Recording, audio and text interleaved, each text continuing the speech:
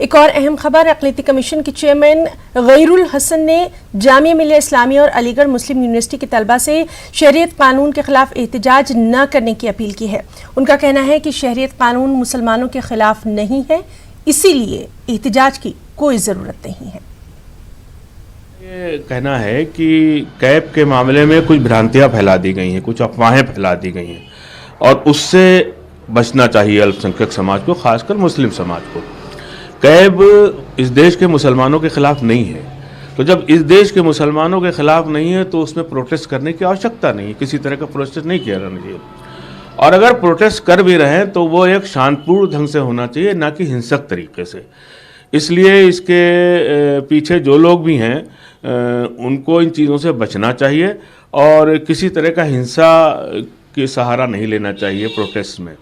Cab इस देश के मुसलमानों के खिलाफ नहीं है, इस देश के रहने वाले मुसलमानों के खिलाफ नहीं, इसलिए मुसलमानों को इस कैब जो कानून आया उससे डरने की ज़रूरत नहीं है।